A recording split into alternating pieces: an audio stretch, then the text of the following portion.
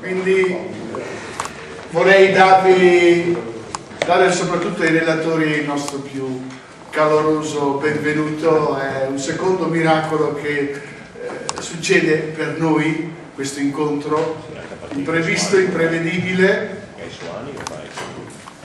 Ma non è vecchio, è più giovane dell'anno scorso, Joseph e Jenny. Ecco, quindi un benvenuto. Penso che il tema di quest'anno, il Vangelo di Marco, ci riserverà gradite e belle sorprese. Io penso che è tutto questo quello che voglio dire. Scusate. Le cose tecniche che ci possono servire per ora sono nella vostra cartella, troverete le prime 2 pagine del passi che saranno commentati da Jenny in questo pomeriggio. In attesa che venga la traduzione completa del codice di Bezza e di Marco, vi sarà consegnato domani questa, ecco, di cui dobbiamo un applauso a Rius, che ha avuto l'occasione di ritrovare il suo italiano di quando era professore a Roma, e quindi gli è costato un grande sudore, ma lo ringraziamo anche questo di cuore. Quindi è un unicum, in Italia non ne trovate, quindi è una prima internazionale che avete tra le mani.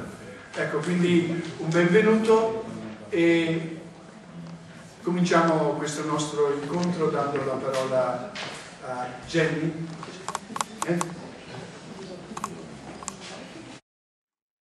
Good afternoon, everyone. I'm very pleased to see familiar faces and new faces.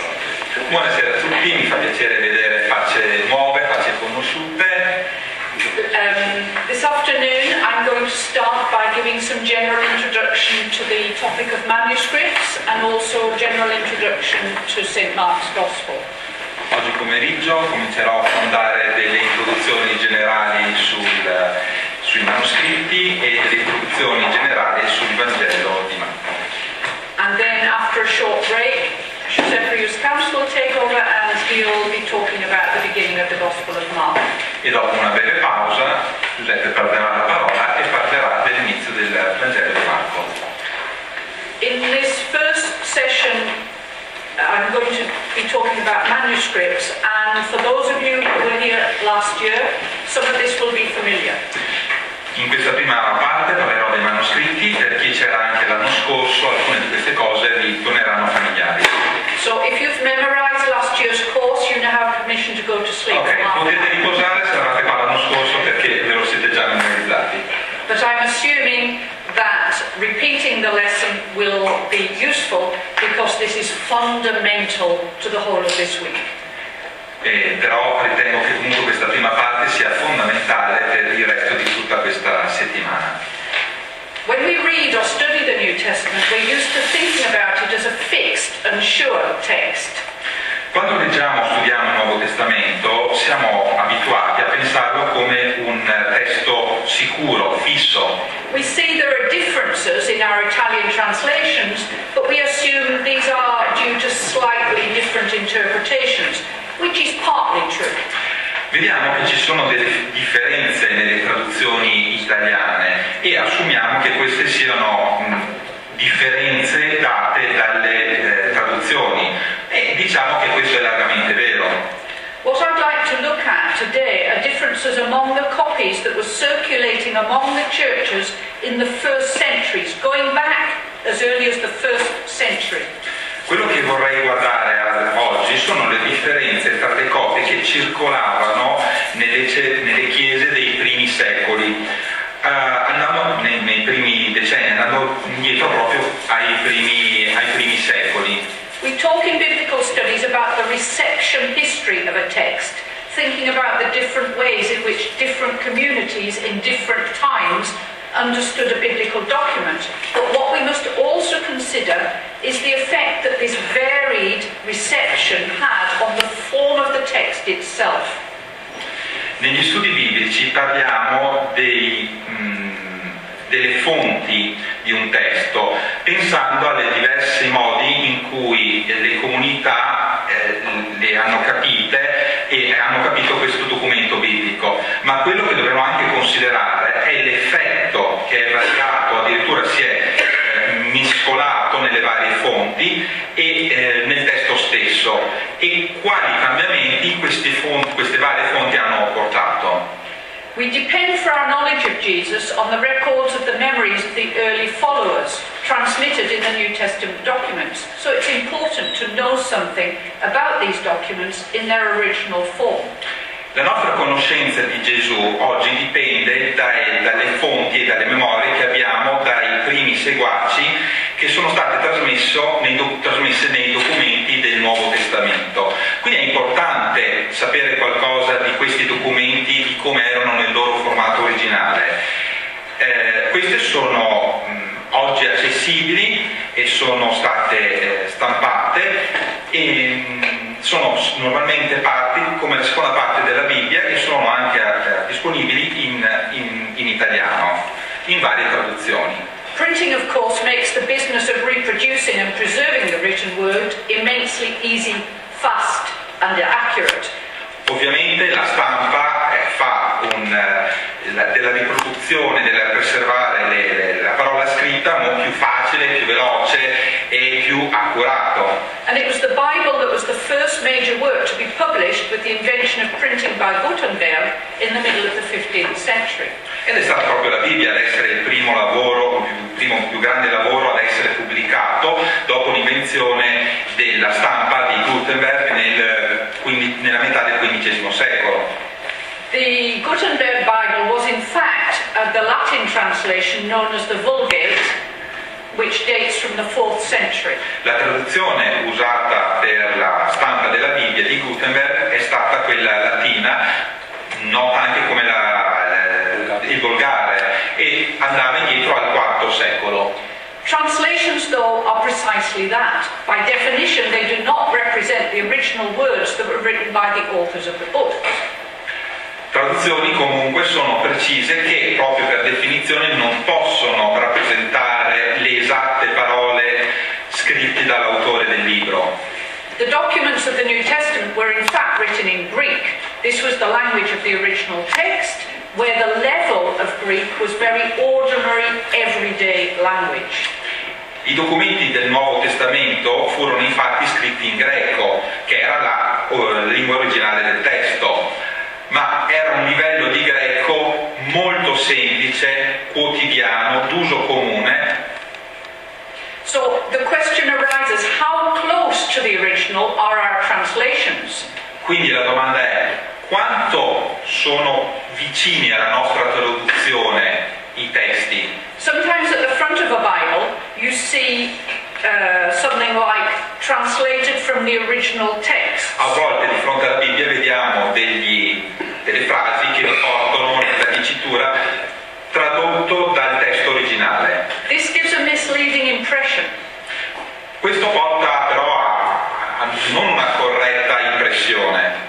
It makes us think that the translation is made from the original documents and that these still exist. Ci fa pensare che la traduzione sia stata fatta dai documenti originali e che questi esistano ancora.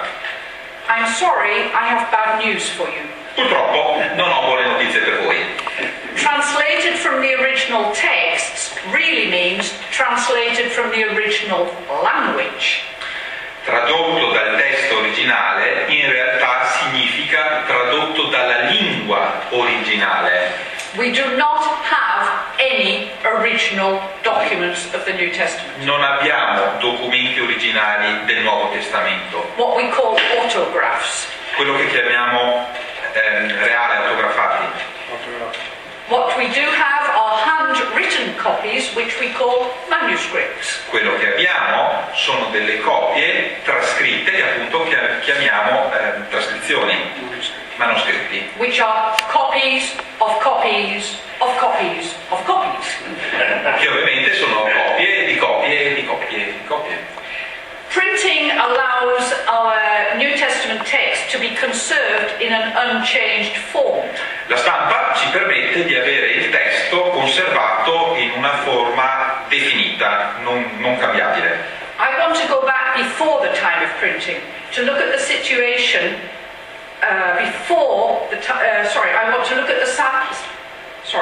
I want to look at the situation regarding the handwritten copies from the 1st century up to the time of printing in the 15th century. Allora vogliamo andare indietro prima della stampa per vedere gli scritti che c'erano dal I secolo fino al XV secolo. Now, in those 15 centuries we have more than 5,000 copies of Greek documents of the New Testament.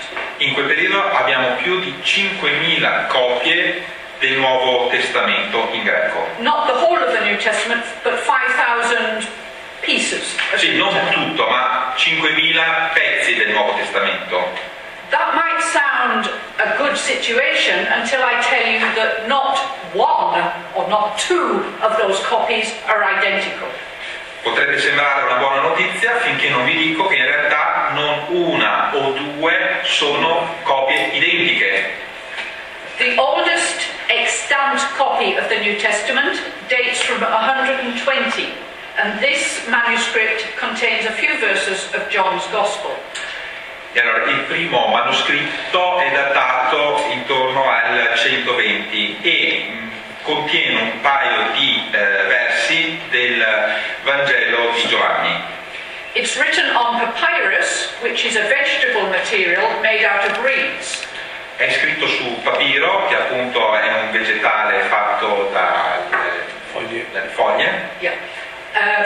Papyrus was used until the 4th century when it was replaced by parchment. Il papiro è stato usato fino al IV secolo, quando poi è stato sostituito da pergamena.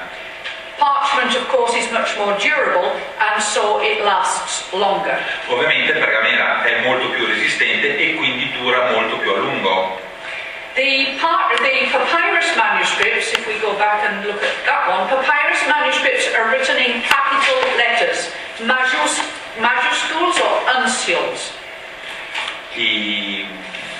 They're written in capitals, sì, yeah? I papiri sono scritti in lettere maiuscole. Yeah. We also call them uncials, or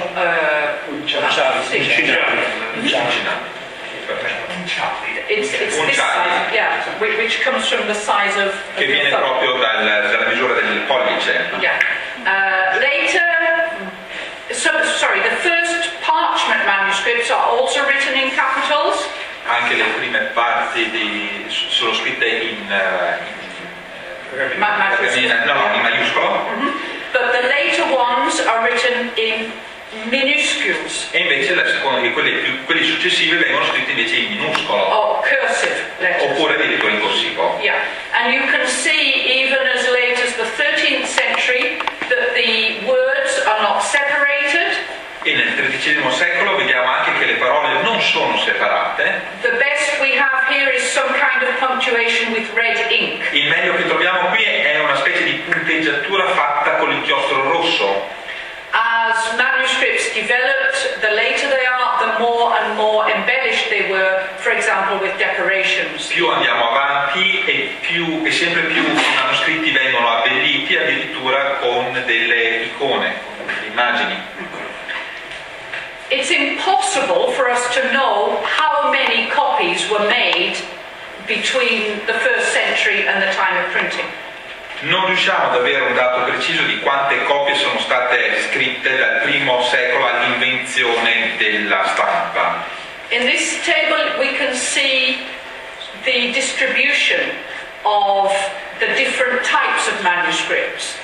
In questa tabella vediamo la distribuzione dei vari tipi di manoscritti. First of all we have papyri. Today there are 132. This is last year's. Allora, il dato aggiornato ad oggi per quanto riguarda i papiri abbiamo 132 fragmenti. So most of the papyri are from between 200 and 400. Quindi la maggior parte è dal 2 al 400. And they stop in 800. E terminano nell'800.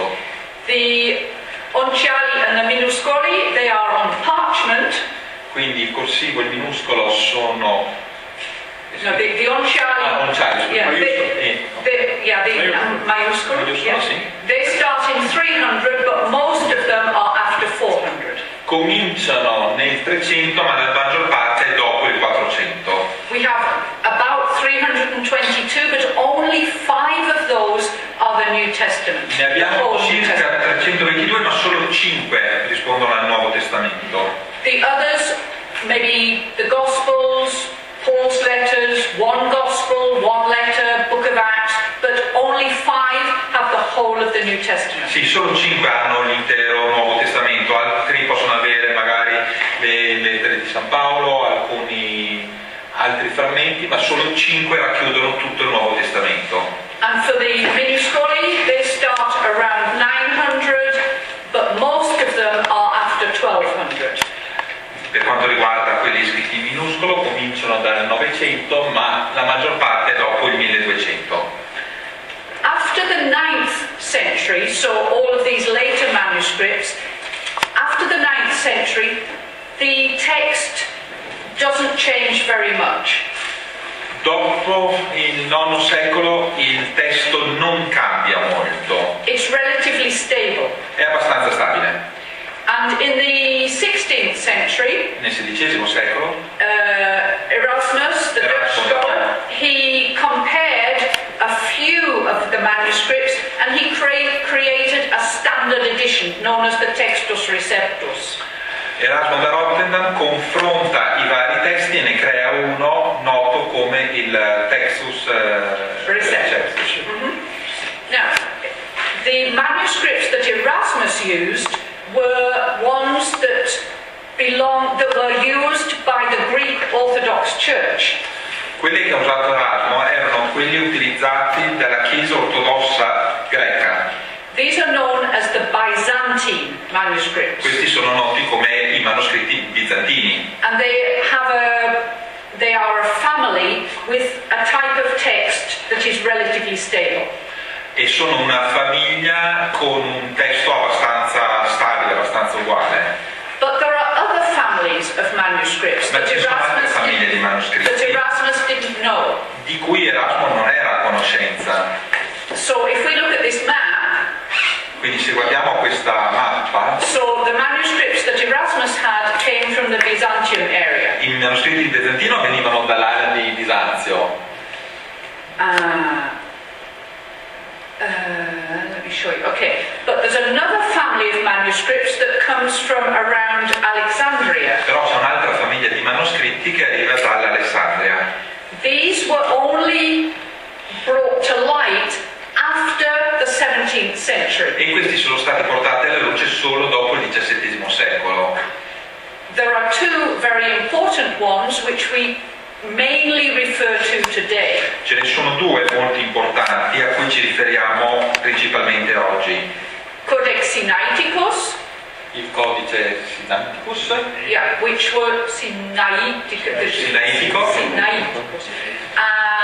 which was found in the 19th century, che è stato ritrovato nel XIX secolo, and the Codex Vaticanus, which is kept in the Vatican.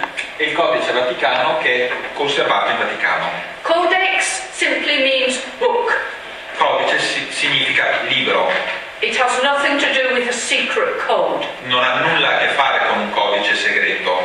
And Codex Vaticanus doesn't mean that it's approved by the Vatican, it simply means it's kept in the Vatican Museum. E il fatto che ci sia scritto Vaticano non significa che è stato approvato dal Vaticano, significa che è custodito nei musei vaticani. If we consider the Alexandrian text for a moment, we find that it dates from the 4th century. Se consideriamo il testo di Alessandro, vediamo che è datato al IV secolo, At the time when the Emperor Constantine became the Roman Emperor. quando l'imperatore Costantino era l'imperatore del Regno Romano And theoretically converted to Christianity in 312. e teoricamente convertitosi al cristianesimo nel 312. In the 4th century, there was an attempt to standardize the text, and it was standardized according to the text that was known in Alexandria. Nel IV secolo c'è stato il tentativo di standardizzare il testo ed è stato standardizzato secondo il testo che c'era nel codice di Alessandro. Alessandro, sì. The manuscripts, the earliest complete manuscripts, date from the 4th century. E i manoscritti più vecchi datano al IV secolo. But there are earlier fragments which show that the Alexandrian text existed before the 4th century. Ma ci sono dei manoscritti che ci dicono che ce n'erano altri anche prima del IV secolo. The problem is, before the 4th century, our manuscripts are very fragmentary. Il problema è che prima del IV secolo i manoscritti sono molto frammentati. Can you imagine trying to reconstitute the text from little bits of papyrus like this? Potete immaginare la difficoltà di ricostruire un testo completo da frammenti di papiro come questo. When we go back before the 4th century, we find an interesting fact. Quando andiamo prima del IV secolo incontriamo un fatto molto interessante. And that is that there is a third group of manuscripts, E questo ci porta a dire che c'è un terzo gruppo di manoscritti, which is known as the Western text. che è conosciuto come i testi occidentali. It's known as Western because the first manuscripts that have this other type of text were found in the West, specifically in Gaul. Sono chiamati così perché i testi che sono stati ritrovati in nella Gallia. Yeah, in France. Yeah. But the word Western, the name Western, is not a correct name. Però la parola occidentale non sarebbe un nome corretto. Because in fact, more recently, in the 19th and 20th centuries, we've been finding Western manuscripts all over the Mediterranean. Perché infatti nel periodo più recente, tra il XIX e il XX secolo, abbiamo trovato manoscritti occidentali un po' in tutto il mondo. We find them in Gaul in Greek and Latin. Li troviamo in greco e latino. No, in Gaul we find them in Greek and in A Latin. Gaul lo troviamo in greco e latino. And we also find them in Latin in Rome and in North Africa. Li troviamo in latino anche a Roma e nel Nord Africa. We find Irenaeus, who was from Smyrna. He also has a Western text. Ecco, c'è anche un testo occidentale di Ireneo. Yeah, he lived in Lyon. He wrote Lui in Lyon, abitava a Lione but he came from Smyrna in Asia Minor. e abitava a Smyrna nell'Asia. Yeah. Tertullian, around 200, he also used a Western text. E anche Tertulliano ha usato appunto un testo occidentale. But now look, it's also found in Syriac, Però l'abbiamo trovato anche in Siria, in Copt, in copto, Middle Egyptian, e nel medio egiziano even Aramaic, e anche in aramaico and also in Greek in the Eastern world. e anche in greco nei paesi dell'est. So you can see Western is not the right name, Ecco, questo dimostra che appunto occidentale non è il nome corretto, but it's the name that is used traditionally. però è il nome comunemente utilizzato. The main representative of the Western text is Codex Bezae. La miglior rappresentanza del testo occidentale è il codice Yeah, which was copied around 400. che è stato copiato attorno al 400. This is a text we'll be talking a lot about this week, so I want to explain a little bit about it. Parleremo molto di questo testo in questa settimana, quindi vi voglio dare qualche informazione aggiuntiva. It takes its name from the man who was responsible for making it known, Théodore de Bèze. Prende il nome dall'uomo che è stato responsabile di farlo conoscere, Théodore de Bèze. He was the successor of Jean Calvin in Geneva. Era il successore di Calvino a Ginevra. He was the leader of the French Protestants in the War of Religions in the 16th century. Nel XVI secolo è stato a capo della guerra delle religioni. Yeah. And the manuscript codex that he gave his name to was found in Lyon. E il codice a cui è stato dato il suo nome è stato trovato a Lione.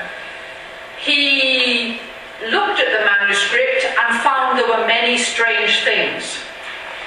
Ha guardato il manoscritto e ha trovato molte cose strane. And he thought it was dangerous for the public to know about them. E ha pensato che fosse pericoloso per la gente venire a sapere. So he gave it to the University of Cambridge in England to look after it and keep it safe. Quindi l'ha dato all'Università di Cambridge in Gran Bretagna affinché lo custodissero, lo tenessero al sicuro. It's interesting that this manuscript was found in the church dedicated to Saint Irenaeus. È interessante sapere che questo manoscritto è stato trovato nella chiesa dedicata a Sant'Ireneo. He was the second bishop of Lyon at the end of the 2nd century. Secondo vescovo di Lione alla fine del secondo secolo. Yeah, and it's clear from his writings that he knew the text of Codex Bezae. Ed si capisce dalla sua scrittura che conosceva il testo del codice. So Codex Bezae was copied around 400, but its text is at least 200 years older. Quindi è stato copiato nel 200, ma il suo copiato nel 400, ma è di 200 anni successivo. Prima. Prima.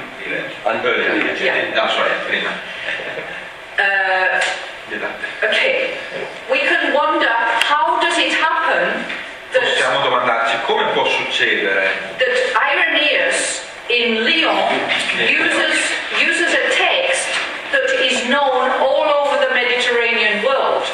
Utilizzi un testo che è utilizzato e conosciuto in tutto il resto del mondo. How does this happen? Come può succedere a Lione? This is a hypothesis which Giuseppe and I have worked out. Questa è un'ipotesi che insieme a Giuseppe hanno pensato. There is Lyon where Irenaeus was working. Ecco Lione dove Irenaeus lavorava and where Codex Bezae was found in the 16th century. E dove è stato trovato il codice nel XVI secolo.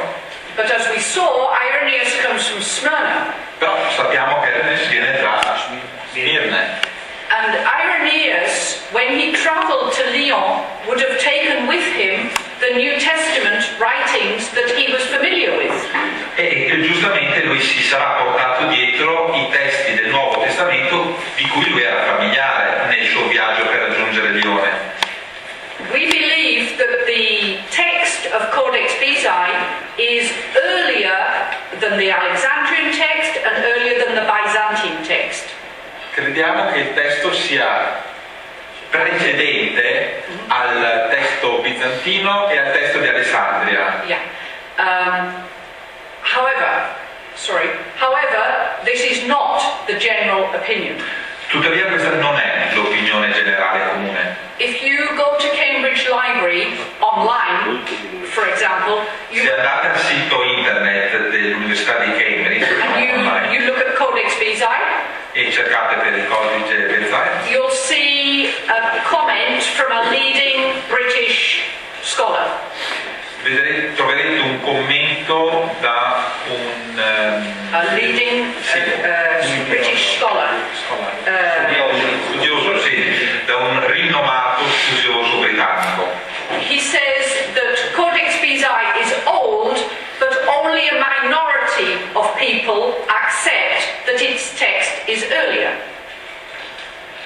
He says that the text Dice is che old, il testo è antico, ma but solo only a minority una minima parte of scholars dei studiosi accept or believe that it is early, the earliest text.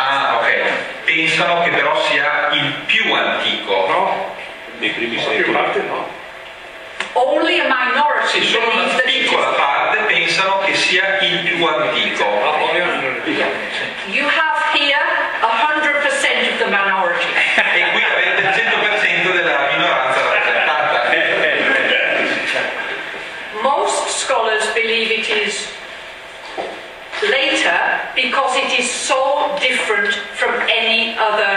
Greek manuscript.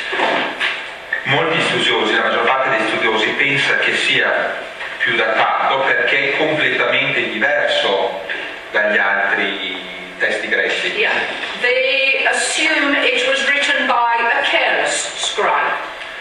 Pensano semplicemente che è stato trascritto da uno scrivano poco attento, poco preciso, He was poco ordinato, era stufo, era svogliato. with the familiar text, so he thought he'd change it, make it more interesting.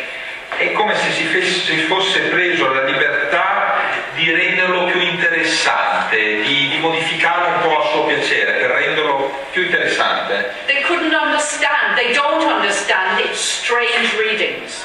Non riescono a comprendere queste letture strane.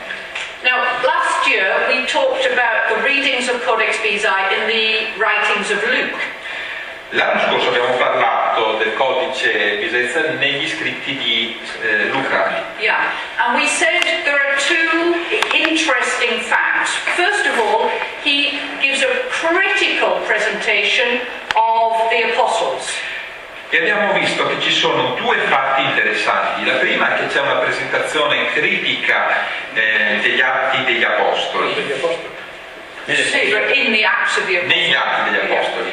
And secondly, he gives a Jewish perspective. E secondo, dà una prospettiva giudaica. Having started with the writings of Luke, we went on to look at the writings of other books in the New Testament. Cominciando dalle scritture di Luca, siamo poi andati avanti con altre scritture In the New Testament. nel Nuovo Testamento. What struck us particularly Quello che ci ha colpito in maniera particolare was Luke's view of Israel. è stata la visione di Luca di Israele. He has a critical view of the Jews. Ha una visione critica degli ebrei. And usually this is explained as being an outsider's criticism from a Gentile point of view. Do you understand Gentile? Not Jewish. Ok, sì. Allora, questa è una visione generalmente attribuita a una visione pagana del mondo, appunto, del mondo di Israele, del mondo degli ebrei. Which would reflect a later Christian view of the Jews. Che rifletterà successivamente la visione cristiana degli ebrei. However, when we studied very carefully the Jewish allusions in Luke's writings, we found that his view was an internal perspective. Ma tuttavia, quando andiamo a studiare realmente la visione di Luca, andiamo a vedere che invece è una visione introspettiva, interna. Yeah. So instead of that view, we have this view. Quindi non una visione esterna, ma una visione interna. Nella scrittura di Luca siamo poi andati avanti con altre scritture nel Nuovo Testamento. What struck us particularly Quello che ci ha colpito in maniera particolare was Luke's view of Israel. è stata la visione di Luca di Israele. He has a critical view of the Jews. Ha una visione critica degli ebrei. And usually this is explained as being an outsider's criticism from a Gentile point of view. Do you understand Gentile? Not Jewish. Ok, sì. Allora, questa è una visione generalmente attribuita a una visione pagana del mondo, appunto, del mondo di Israele, del mondo degli ebrei. Which would reflect a later Christian view of the Jews. Che rifletterà successivamente la visione cristiana degli ebrei.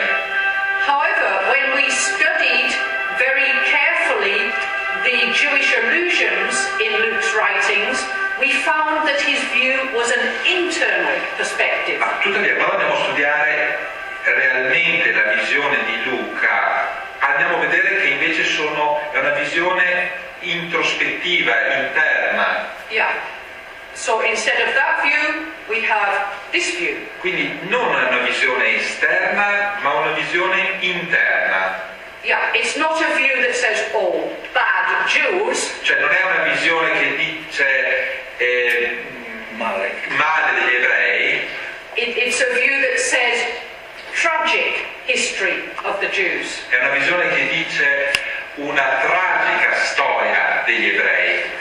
This view is so strong in Luke's Gospel that we wanted to see what happens in the other books of Codex Bezae. Questa visione era così forte nel Vangelo di Luca che volevamo vedere anche cosa succedeva negli altri libri. Joseph is the main person who has studied the Gospel of Mark in Codex Bezae. Giuseppe è la persona che ha studiato maggiormente la visione nel codice di design. Yeah, and it's his work that we'll be mainly talking about this week. Ed sarà proprio del suo lavoro che parleremo soprattutto questa settimana. You have the translation, we will be having the translation. Avrete la traduzione. And we'll be using it throughout this week. E la utilizzeremo poi in questa settimana in corso. Just to conclude this overview of the manuscript tradition, I want to leave you with a final picture. Giusto per chiudere questa prima visione del manoscritto, vi voglio lasciare con una immagine. We tend to think of the New Testament text as being fixed. Tendiamo a pensare al Nuovo Testamento come un qualcosa di fisso. Something that was given from heaven and that was written down in a fixed form. Qualcosa che ci è stato dato dal paradiso, dall'aldilà, ed è stato scritto così, come è stato dettato quasi. This impression doesn't correspond to reality. Però questa impressione non corrisponde alla realtà. Instead, we have, in the first 4 centuries, we have a tradition, we have a manuscript tradition which is very variable and flexible. In realtà nei primi 4 secoli abbiamo una tradizione di manoscritti che è molto varia e flessibile. I compare it to a vibrating string. E la posso comparare ad una corda vibrante. When a string vibrates, it makes a sound. Quando una corda vibra, produce un suono. If we want to stop the string vibrating by putting our finger on it, se vogliamo fermare il suono mettendoci un dito sopra, there's no sound. Non c'è più suono. So we need to be aware of this vibrating string in the first centuries. Quindi dobbiamo essere attenti, dobbiamo essere conoscitori di questa vibrazione, di questa corda nel primo secolo. In our studies of Mark during this week, we're going to be looking at this vibrating tradition. E in questa settimana, con lo studio del Vangelo di Marco, guarderemo a queste vibrazioni. Thank you. That's all I want to say for now about the manuscripts. Maybe we should stop here. Are there any questions about the manuscripts? A proposito dei manoscritti, c'è qualche domanda a questo punto? If you were here last year, this will be familiar. Okay. Come detto, se eravate qua l'anno scorso, questo dovrebbe essere stato abbastanza familiare. Yeah. Okay. So, if there are no questions, we can go on and look at some general facts about the Gospel of Mark. Quindi, se non ci sono domande, andiamo avanti a vedere alcuni aspetti generali del Vangelo di Marco. I need somebody to help me find. Se qualcuno vuole fare domande, è solo prenotarsi, il bottone rosso. My other No, I know it's in here. It's private.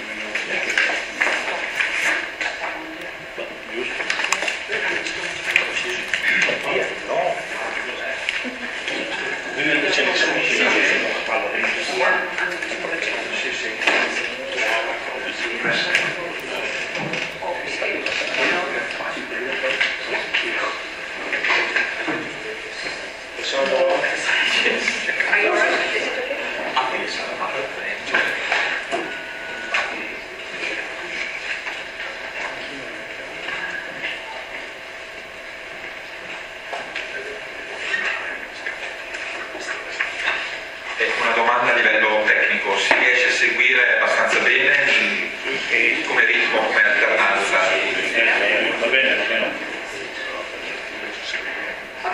c'è nessuna domanda. Perfetto. Non c'è nessuna domanda. Non c'è nessuna domanda. Right. Perdone, no, mi ha capito. All right. So let's look at the Gospel of Mark. Quindi cominciamo a vedere il Vangelo di Marco. What we're going to be focusing on is its message as it comes out through the various readings. Quello su cui ci focalizzeremo è il messaggio che ne esce attraverso le varie letture. From the time of Irenaeus, it has been considered that there were 4 Gospels. Dai tempi di Ireneo è stato considerato che ci sono 4 Vangeli. He insists on comparing the 4 Gospels with the 4 zones of the world, the 4 winds, the 4 cherubim. Insiste nel comparare i 4 Vangeli con le 4 aree di provenienza, The winds, the 4 winds. le 4 correnti, Yeah. le 4 correnti, sì, Yeah, the 4 faces of the cherubim. le 4 facce dei cherubini.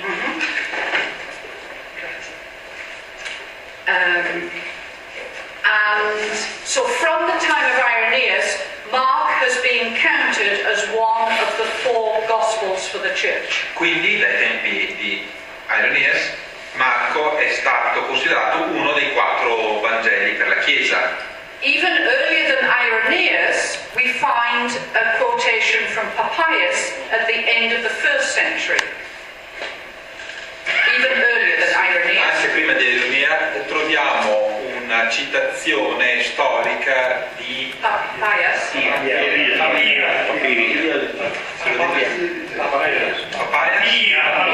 Papia, grazie. At the end of the 1st century. Dopo il primo secolo. Yeah, can you translate that?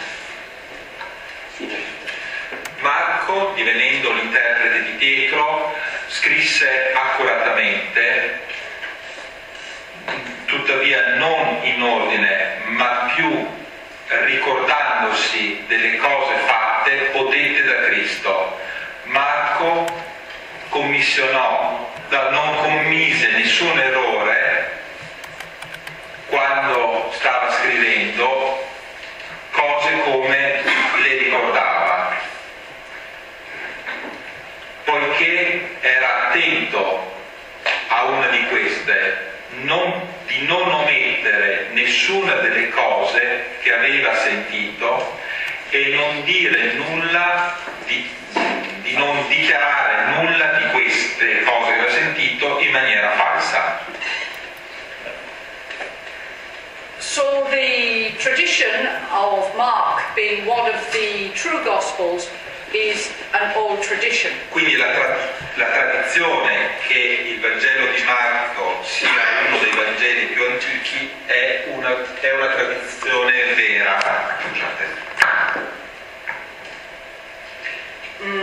We find that Mark's Gospel is cited, though not by name, by a number of church fathers whose names you can see here. Vediamo che il Vangelo di Marco è citato da alcuni dei padri fondatori della Chiesa. The Gospel is referred to in the church councils in the 4th century. The Gospel is referred to, it's mentioned. Ok, il Vangelo è menzionato in the church councils nelle concili of the church in the 4th century. Nelle chiese del IV secolo. We need to remember though, there is no canon of the New Testament until Athanasius in 367. There is no canon. Sì, non c'è però nessuna lista prima del Anastasius del 367.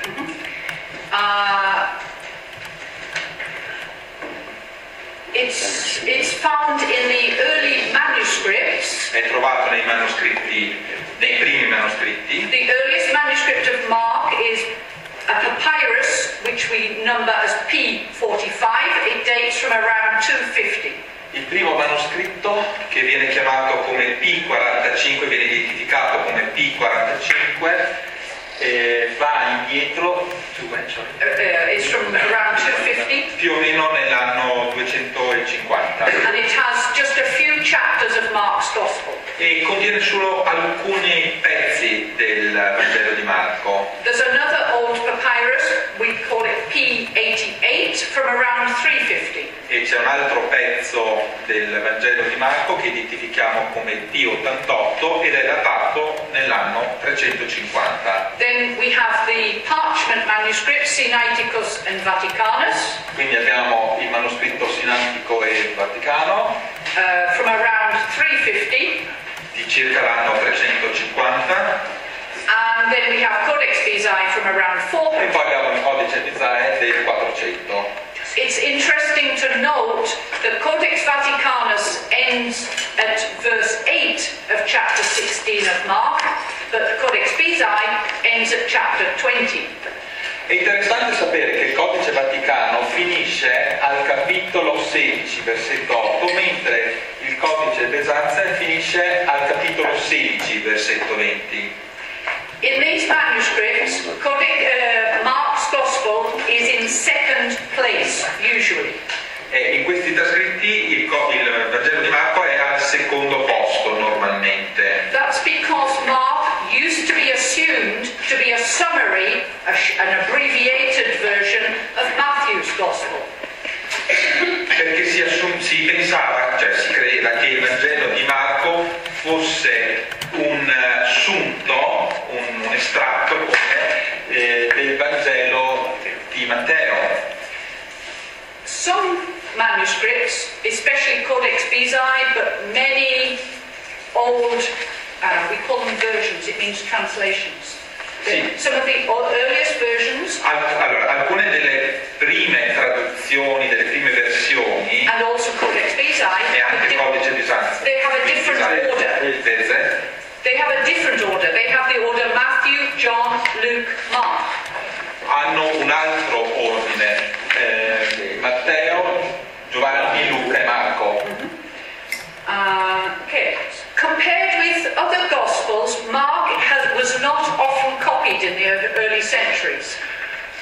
Paragonato agli altri Vangeli, quello di Marco non è stato così frequentemente ricopiato nei primi secoli. It wasn't used for the liturgy in the early centuries. Perché non era usato per la liturgia nei primi secoli. It was Matthew's Gospel that was preferred for liturgical readings. Era quello di Matteo il Vangelo più utilizzato per le letture.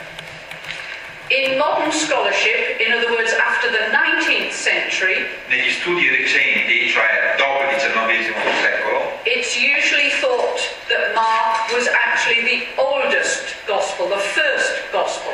Si pensa invece che quello di Marco è stato proprio il più vecchio dei Vangeli, il primo Vangelo. Perhaps written between 65 and 75. Probabilmente scritto tra il 65 e il 75. This week we'll be looking at evidence that parts of Mark's Gospel are older than that. Questa settimana invece vedremo che ci sono evidenze, che ci sono prove che il Vangelo è datato successivamente. Precedentemente. Okay.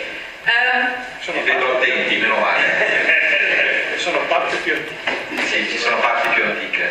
Now, we saw earlier that Papias and other fathers say that Mark was the scribe of Peter. Abbiamo visto prima che si diceva che Marco era lo scrittore, lo scrivano di Pietro. It's very possible that this Mark, in fact, is John Mark that we read about in the book of Acts. È molto possibile che questo Marco sia infatti il Marco di cui si legge nel libro degli Atti. We find him first in Acts 12:12 when Peter went to the house of Mary, the mother of John, called Mark. e infatti lo troviamo negli Atti 12:12, dove appunto c'è scritto: dopo aver riflettuto Pietro si recò a casa di Maria, madre di Giovanni, detto appunto Marco. Then we find him in the next chapter going out with Paul and Barnabas. Lo troviamo poi nel prossimo capitolo, quando esce con Paolo e Barnaba. But there seems to be some problem, because when they get to the city of Paphos on Cyprus, però ci sono dei problemi per quando giungono in Panfilia. it's when they get to Perge in Pamphylia, John leaves them and he goes back to Jerusalem. Ecco, lì Giovanni, ci devono essere stati dei problemi, perché lì Giovanni li lascia e torna a Gerusalemme. And this is usually understood as meaning that this John Mark, was not very reliable. E questo viene inteso come il fatto che questo Giovanni, detto Marco, non fosse veramente affidabile. Because if you leave Paul, perché se lasci Pietro, Paolo, you can't be reliable. Non sei affidabile. This is an assumption which I think is not well founded. Questa però è un'assunzione che non credo sia realmente correttamente fondata. The evidence for suggesting that John Mark is not reliable comes mainly from chapter 15 in Acts.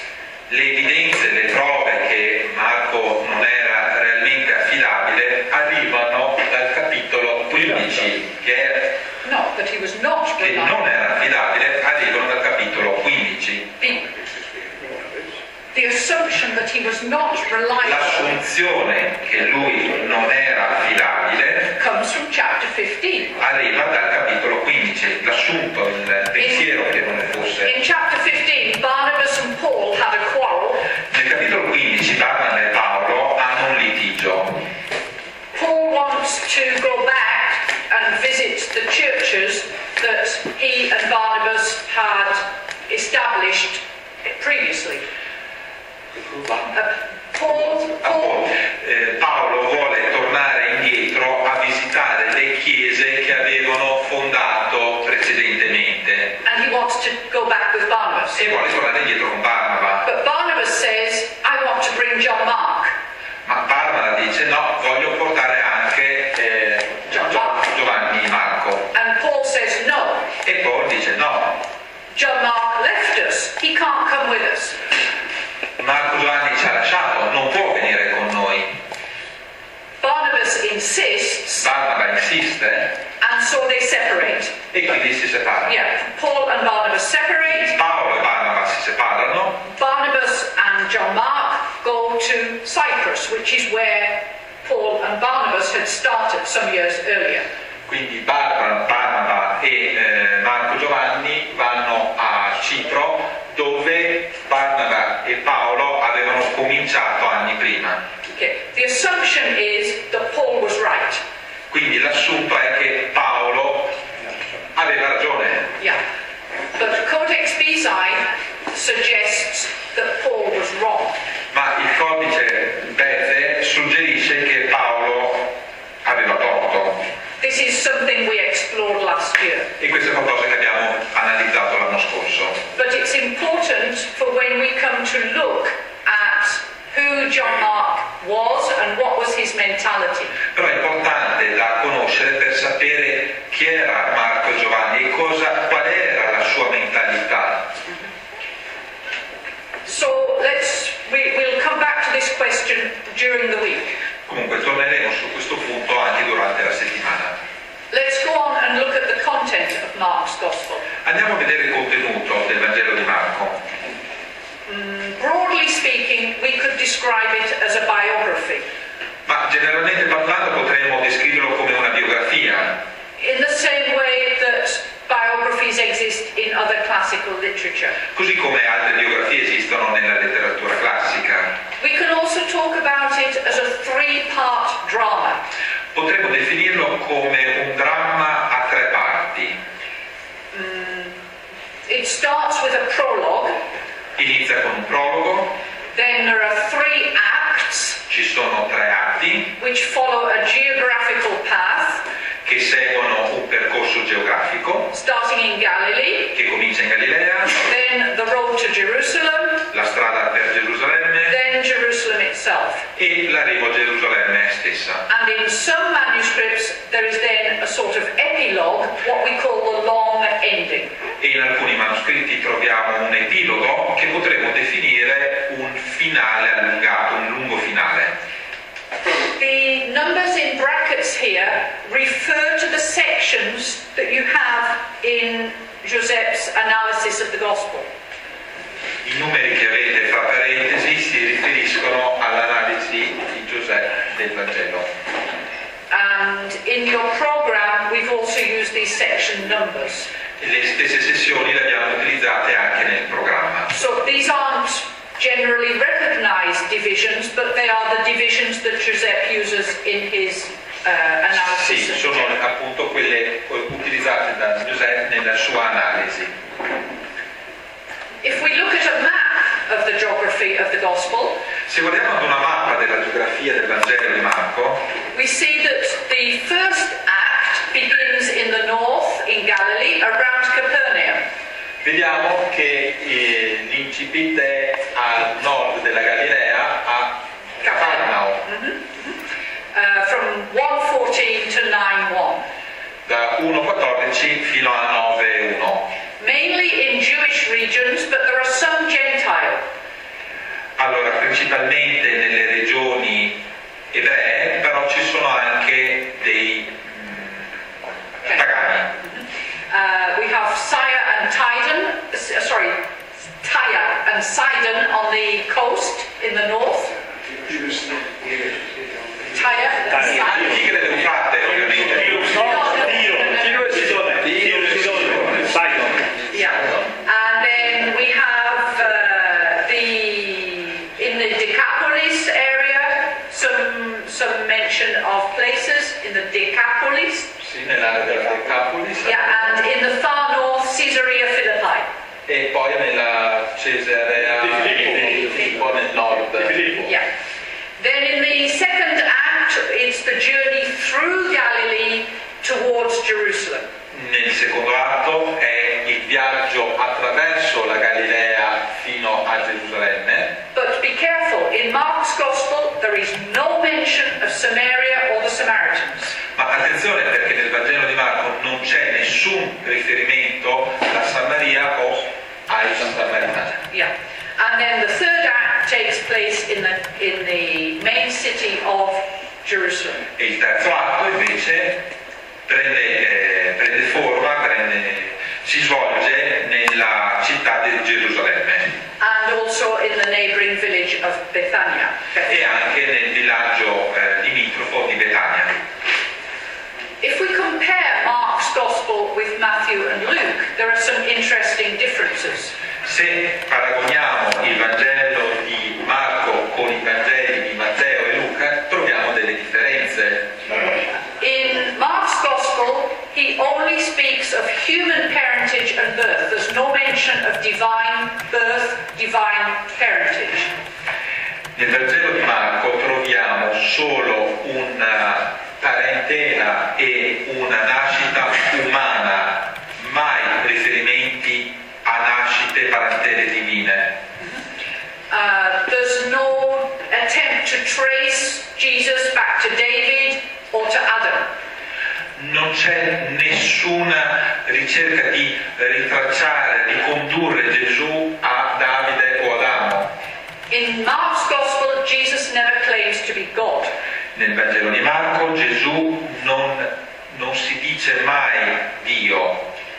In Mark's Gospel, there's use of Aramaic where the other Gospels don't use Aramaic. Nel Vangelo di Marco troviamo l'aramaico che non troviamo invece negli altri Vangeli. A striking feature of the Gospel is parallel incidents. Una cosa peculiare sono dei parallelismi. As if the same incident is repeated in a different form. Come se lo stesso fatto fosse ripetuto in forme diverse. So, for example, we have the feeding of the 5,000 and then the feeding of the 4,000. Così abbiamo per esempio il nutrire cibo dei 5.000 e poi dei 4.000. Yeah, there's a healing of a woman in 525 and then another woman in 542. C'è la guarigione della donna, di una donna in 5.25 e poi di un'altra donna in 5.42. And both healings have a reference to the number 12. E tutte e due le guarigioni, tutte e due le guarigioni, But both healings include a mention of the number 12. E tutte e due le guarigioni includono una menzione al numero 12. The next two... Such as a number. Yeah, the number 12. Sì, proprio come numero. There are two sections in Mark's Gospel, in Joseph's reconstruction, which you won't find in the usual text. Ci sono due ricostruzioni fatte da Giuseppe che non troverete in the familiar text. nei testi ordinari. Yeah. One is the story of the woman caught in adultery. Uno è la storia della donna trovata in adulterio, which in the familiar text we find in the Gospel of John. Che non nei testi ordinari troviamo nel Vangelo di Giovanni. Which Joseph believes originally belonged to the Gospel of Mark. Che però Giuseppe ritiene che in origine appartenesse invece al Vangelo di Marco. The second passage is what is known as the secret Gospel of Mark. Il secondo passaggio è quello che invece è chiamato come il Vangelo segreto di Marco, which Joseph places between verses 34 and 35 of Mark 10. che Giuseppe colloca tra il versetto 34 e 35 del capitolo 10 di Marco. We'll be talking more about these passages later in the week. Comunque parleremo di questi passaggi un po' più avanti nella settimana. Meanwhile, a point which people often note about the Gospel of Mark Una cosa che spesso la gente nota del Vangelo di Marco is many unexplained or unconnected events and characters. sono molti eventi e personaggi non spiegati e non connessi fra di loro. Yeah, even errors of fact. C'è anche errori di fatti, Contradictions. quasi contraddizioni. So these are also some of the things we'll be looking at. Queste sono alcune delle cose che guarderemo anche poi questa settimana. Let's just take time to look at the Greek of Mark's Gospel. Guardiamo un attimo al greco del Vangelo di Marco. It's important to note, like all the Gospels, Come per tutti i Vangeli è importante notare, I'm going to start again. Luke's Gospel, compared with Mark's, is a much more literary style of Greek. allora ricominciamo. Il Vangelo di Luca rispetto al Vangelo di Marco The language is much more literary. è un linguaggio più altolocato, più letterario. Yeah. Mark's Gospel is not written in literary language. Il Vangelo di Marco non è scritto così in maniera letteraria. It's not a document that was meant to be read in private. Non è un documento pensato per essere letto in privato. There's lots of elements of an oral presentation. Ci sono molti elementi che fanno pensare ad una presentazione più verbale, più orale. For example, most sentences begin with the conjunction and, kai, in Greek. E molte frasi cominciano con la congiunzione kai in greco e. Yeah. There's frequent repetition of the adverb euthos or eutheos, which means immediately or straight away. Ci sono molte locuzioni che troviamo spesso la locuzione immediatamente o subito dopo, come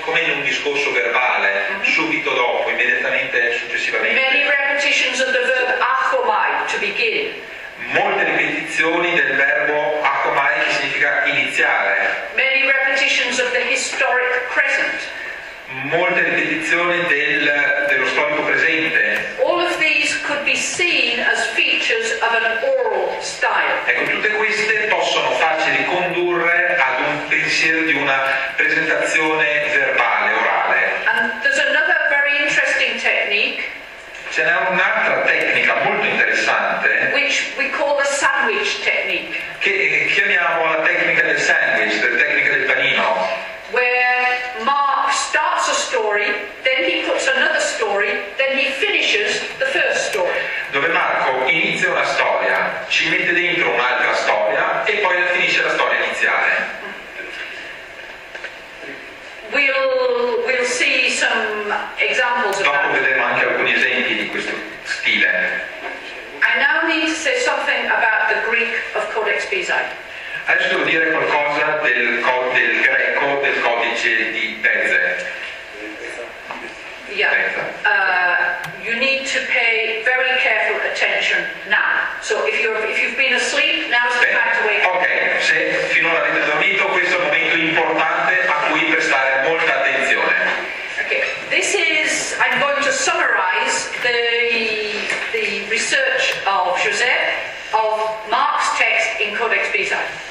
Allora, farò un sunto della ricerca di Giuseppe nel codice Bezae, del greco del codice Bezae.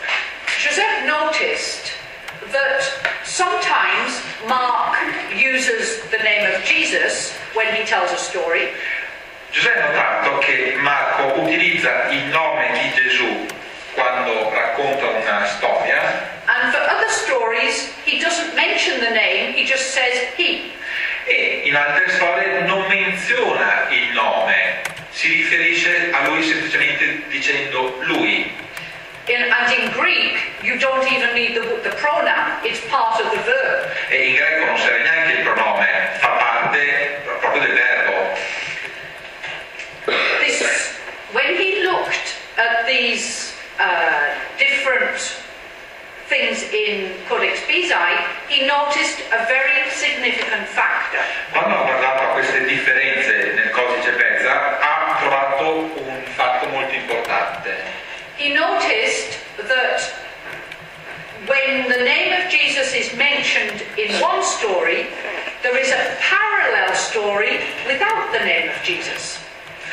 Ha notato che quando il nome di Gesù viene menzionato in un racconto, in una storia, vi è un'altra storia, un altro racconto dove il nome di Gesù non viene menzionato. A parallel story. Ma una storia parallela. So, for example, the two feedings, the 5,000 and the 4,000. Quindi, per esempio, quando c'è la sfamare i 5.000 e i 4.000 che vengono sfamati. The name of Jesus is in one story, but not the name of Jesus in the other story. Il nome di Gesù si trova nella prima storia, ma non si vede nella seconda. In Codex Bezae, this is systematic for all the parallels. Nel codice Bezae questo è sistematico per tutti i parallelismi. One version, one story has the name of Jesus, the parallel story does not have the name of Jesus. Il primo racconto ha il nome di Gesù, il racconto parallelo non ha il nome di Gesù. So from this observation, he put forward a hypothesis. Quindi da questa osservazione ha fatto una ipotesi. And this is foundational for understanding the Gospel of Mark. E questa è fondamentale per capire il Vangelo di Marco. Joseph reasoned that when Mark was talking to the Jews who were familiar with Jesus, he didn't need to mention the name. Giuseppe assume che quando Marco parla con i giudei He didn't need to non mention. aveva bisogno di nominare Gesù, perché loro già lo conoscevano. But later, when Mark goes to the Gentiles, these people don't know Jesus. Ma più tardi, quando Marco va dai pagani, questi non conoscevano Gesù. So Mark expanded his original gospel and gave a bigger version by repeating passages but in the repeated passages he used the name of Jesus. Quindi Marco espande, ingrandisce, implementa il suo Vangelo per dare il nome di Gesù nel secondo parallelismo. In other words, Mark had two editions of his own gospel. In altre parole, potremmo dire che Marco è come se avesse due edizioni del proprio Vangelo. It's not a question of Mark writing the gospel and then another person expanding it. It's that Mark himself expanded his own gospel when he gave it to a new audience.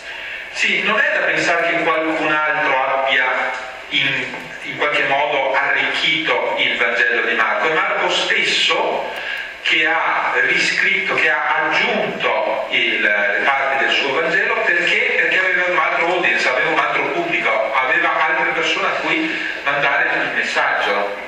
So Joseph went through all the gospel identifying which passages are first edition and which passages are second edition. Quindi Giuseppe ha scorso tutto il Vangelo per capire quali fossero i passaggi della prima edizione e quali i passaggi della seconda edizione. And then he found evidence of a third edition, E poi ha trovato le prove di una terza edizione, which are explanations which are given in private just for the disciples. che sono delle spiegazioni date in privato solo per i discepoli. So, to summarize, in Mark's Gospel, Mark himself has three editions. Quindi, per riassumere, nel Vangelo di Marco, Marco stesso ha tre edizioni. First edition for the Jews, no name of Jesus. Prima edizione per i giudei, senza il nome di Gesù. Second edition for the Gentiles, with the name of Jesus. Seconda edizione per i pagani, con il nome di Gesù. Third edition, explanations for the disciples.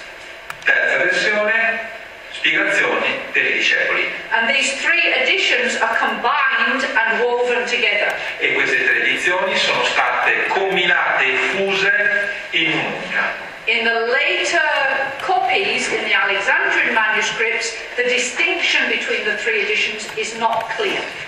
Nelle copie successive, nelle copie di Alessandria, le tre versioni non sono chiare per niente. Del testo alessandrino. Del testo alessandrino non sono chiare per nulla. So, just to conclude this very brief introduction of Mark's Gospel, I wanted to say a couple of words on the ending of the Gospel. Quindi, per concludere questa prima introduzione al Vangelo di Marco, vorrei dire alcune cose sulla conclusione del Vangelo stesso. Many manuscripts end at the verse 8 in chapter 16. Molti manoscritti si concludono col versetto 8 del capitolo 16. And if you look at this verse, it seems very strange as an ending. E se guardiamo però a questo versetto sembra molto strano, in particolare come finale. Because it just says the women went away because they were afraid. Perché dice le donne se ne andarono perché avevano paura. It's not a very powerful ending. Cioè non è un finale molto d'effetto per un Vangelo. And then other manuscripts have a longer ending. Altri manoscritti invece hanno un finale un po' più lungo. Here we can see the short ending in Codex Vaticanus. Qui vediamo la versione breve del finale nel Codice Vaticano. And in this other manuscript, Codex Fria, we can see the part of the longer ending. E qua nel Codice Frea vediamo invece la parte più lunga del finale. It seems obvious that the longer ending has been added. Sembra ovvio che la versione più lunga sia stata aggiunta. But why was it added? Ma perché è stata aggiunta? There's a very interesting point of view if we look at the longer ending in Codex Bezae. C'è un interessante punto di vista se guardiamo alla finale più lungo nel Codice Pezza. If you remember, in Codex Bezae, the order of the Gospels is different. Se vi ricordate, nel Codice Pezza l'ordine dei Vangeli era differente. Matthew, Matteo, Giovanni, Luca, Marco. So Mark is the last Gospel. Quindi Marco è l'ultimo dei Vangeli. And the long ending of Mark is like a summary of all the Gospels. E il finale lungo di Marco è quasi un sunto di tutti gli altri Vangeli. There are elements in the long ending of Mark, for example, that we only find in Luke's Gospel. Per esempio ci sono degli elementi di Marco, nel finale di Marco, che troviamo solo nel Vangelo di Luca.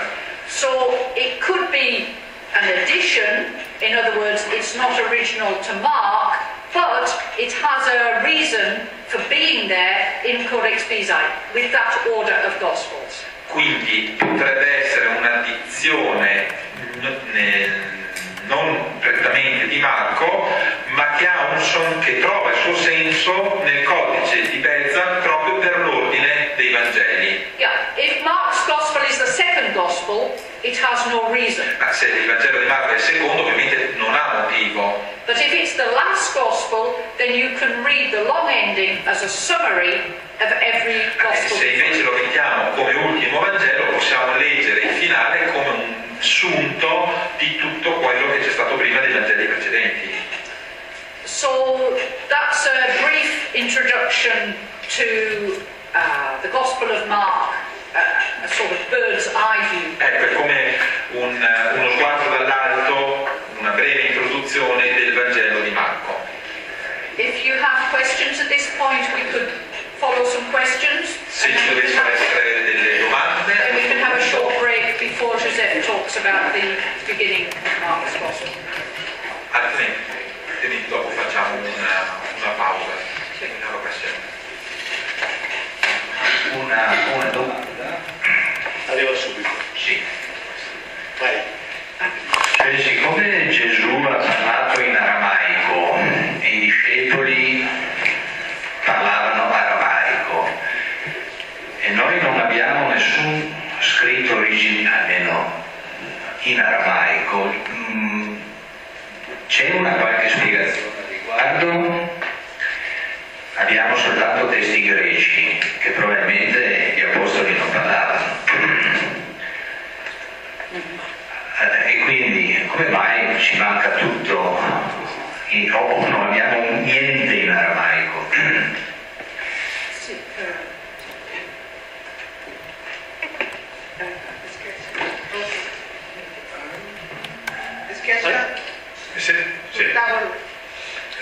Fatto, lei ha accennato già molto bene. Probabilmente il Vangelo di Marco si è scritto, si è predicato e si è scritto nella comunità di Maria a Gerusalemme, ma è una comunità ellenistica di parla greca. Non abbiamo nessun testo degli apostoli parlando arameo perché non hanno predicato o le comunità non hanno trasmesso questi, se hanno qualche predicazione non li hanno trasmesso. Invece il Vangelo è cresciuto nelle aree di lingua greca. Questo è molto importante perché tutto quanto sappiamo di Gesù lo sappiamo grazie a questi greci, giudei greci, incominciando per Marco e altri, per esempio Barnaba, Stefano e tanti altri. Non c'è nessun segno soltanto Marco, precisamente ha detto anche lei, ha qualche parola in arameo dentro del Vangelo, che lasciano vedere che era la lingua originale di Gesù, ma non si è trasmesso nella lingua aramea il messaggio di Gesù. Quelqu'un avait dit que la lingua franca di Israele è greco. Che la lingua franca di Israele era il greco. Gesù parlava greco anche, conosceva il greco. Sì. Non parla greco. Quando, per esempio, nel Vangelo di Giovanni vengono dei greci a parlare con Gesù, cosa fanno? Parlano greco. A Galilea erano bilingue, come noi catalani siamo bilingue. No, passiamo da una lingua all'altra con molta facilità, ma diciamo il nocciolo della predicazione di Gesù era in arameo, ma si vede che non stati molto interessati, già postati per... Beh, a me non riesce. No, aspetta. C'era prima Paolo? Poi dopo arrivi tu, perché ha schiacciato. Vai. No, volevo solo capire meglio il motivo del litigio rispetto a Marco, Barnaba e Paolo. Il motivo è che cosa è successo a Gerusalemme nel giudizio che ha avuto luogo al capitolo 15. È un giudizio, non è un concilio. E c'è una sentenza. E nella sentenza si dice che questo documento è valido per le chiese di Siria e Cilizia, dunque la provincia romana di Siria, non oltre. E Paolo propone a Barnaba di andare oltre, di approfittare di questo documento per imporli nelle comunità fondate nella prima fase della missione. Così per lui favoriva, si dice così, favorire di essere accettato dai giudei. E Barnaba dice in nessun modo non accetto questo. Abbiamo fatto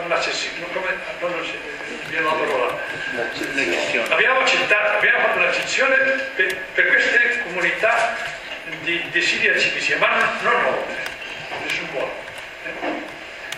È chiaro, qui sono stati. E di fatto Barnaba prende Marco, col Vangelo già è stato redatto, e incominciano la missione di nuovo nel stesso punto dove gli aveva inviato lo Spirito Santo a Barnaba e a Saulo. Questo è molto indicativo. E Luca non parla più di Barnaba e di Marco perché adesso ha capito benissimo come si doveva fare la missione. Interessante queste cose. Sono delle cose che soltanto le vedi quando sai leggere fra le righe. Se non fai attenzione a queste cose non gli dai importanza.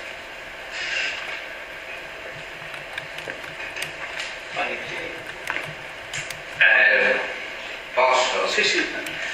Allora non so se magari anticipo qualcosa, se mi spiego bene, ma in tutto questo discorso di diversi codici, varianti, eccetera, eccetera, si può dire che c'è un filo centrale a cui tutti si attaccano che è arrivato fino a noi? Sì. È chiaro? Tra i codici c'è un centro di tutte. No, ma in casalato. È lo codice, manoscritti, un centro. Sì. Che è scomodo. Sì. Sono delle varianti, ma il testo, se tu avete l'occasione di vedere, paragonando il codice invece col Vaticano, vedrete che molte volte vanno insieme. Le varianti non cambiano il testo, sono delle sfumature forti che